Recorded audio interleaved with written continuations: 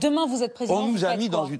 Donc, demain, je suis président de la République. Je commence par poser une question au président de fait de ce pays.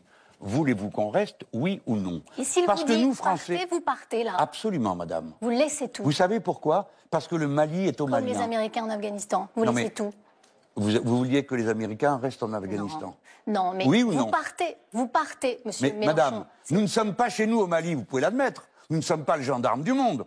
On y est parce que le Mali nous avait demandé de venir l'aider. Le Mali nous avait demandé de l'aider par un président qui était déjà discutable. Et je viens de vous dire que nous l'avons fait. Et vous partez au risque que le terrorisme s'exporte chez nous. Mais vous savez très bien que ça ne se passera pas comme ça. Ah bon? Mais non. Vous faut suivre l'actualité, chère madame. Figurez-vous que le président de la République a dit que nous irions... C'est mon métier, je le fais tous les jours. Eh bien alors pourquoi vous me dites des choses pareilles? Vous savez comme moi que le président de la République a déjà décidé, madame, a déjà décidé que les troupes françaises s'installeraient au Niger et au Tchad. Et qu'au Tchad, nous sommes en train de couvrir, que c'est le président de la République lui-même qui a créé une nouvelle source de désordre, après que le chef de l'État de là-bas, Idriss Déby, ait été tué, a validé la nomination de son fils, qui lui ne correspond à rien du tout des institutions tchadiennes. Donc vous ramenez toutes les armées françaises retournent en France. Écoutez, vous êtes d'un manichéisme qui est incroyable. On ne peut pas faire de la politique internationale. Vous faites quoi, là? Mais je viens de vous le dire, les madame. 5000 hommes, on les sort du Mali s'il nous dit, si le président actuel, le chef de la junte nous dit partez et que vous êtes président, vous les sortez du Mali. Oui. Et le Mali n'est pas... On les met autour ou on les ramène en France? C'est quand même incroyable. Mais vous croyez qu'on est chez nous? Vous croyez qu'on fait ce qu'on veut? Absolument pas. Alors on sort du Mali, on dit tiens on va aller chez le voisin, on va aller là. Absolument pas. Que vous... Eh ben alors, il faut respecter les gens.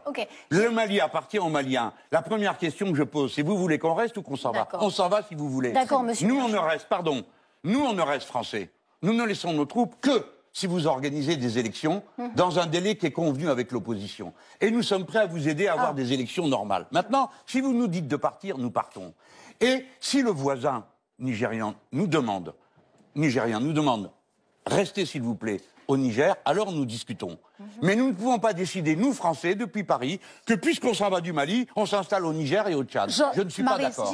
Ça, c'est la France-Afrique, mais pire que tout. Parce que la France-Afrique, pour moi, c'est des affaires. Ça s'appelle du militarisme pur et simple. J'ai une question un petit peu plus précise pour vous, monsieur Mélenchon.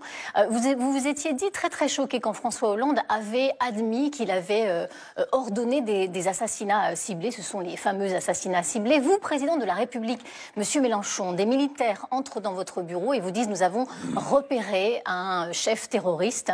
Quel est votre... il vous demande l'autorisation de l'abattre. Que décidez-vous, monsieur Mélenchon, oui ou non? Non.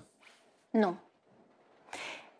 On le capture. C'est très clair. S'il le faut, ça dépend où on est. Mais madame, de quoi êtes-vous en train de parler? D'un terroriste qui serait où? En France ou ailleurs? À l'étranger. À l'étranger. Donc nous tuons des gens à l'étranger. Avec l'autorisation de qui? Vous savez très bien que ça existe. Vous, à l'épreuve du pouvoir, vous direz non. Madame, l'épreuve du pouvoir m'empêcherait de vous répondre. Mais puisque vous voulez à tout prix me faire répondre, alors je vous réponds comme homme, non. Je ne suis pas d'accord pour que la France organise des assassinats dans les autres pays. Voilà. Ou alors avec l'autorisation des gens du coin, mais alors ils s'en chargent même. Parce que nous, les Français, en principe, on a voté contre la peine de mort. Donc je ne vois pas pourquoi la peine de mort dont je ne veux pas chez moi, j'irai l'appliquer ailleurs. Jean-Luc Mélenchon. Je vous demande, écoutez, est-ce que vous vous rendez compte? Mettez bout à bout toutes ces questions. 1, vous êtes pour qu'on reste, quoi qu'il arrive. 2, si on s'en va, on va chez les voisins. 3, est-ce qu'on a le droit de tuer les gens chez les autres? Ah mais moi je me permettrai pas de... Elle vous pose des questions. Mon avis sur le Mali, monsieur. Elle donne pas son avis, c'est pas son job. Oui, mais vous m'avez dit de vous abandonner, vous partez, donc il faut rester. Je ne vous ai pas dit ça. Je vous ai demandé que feriez-vous si vous étiez... Maryse, ça va vous intéresser puisque, Laurent, les Français qui nous regardent ont une question particulière à poser. Pardon, mais je résume d'un mot. Je respecterai l'indépendance des pays d'Afrique, car je veux que la francophonie qui nous unit devienne une francophonie politique, débarrassée de l'impérialisme militaire, débarrassée des grandes affaires.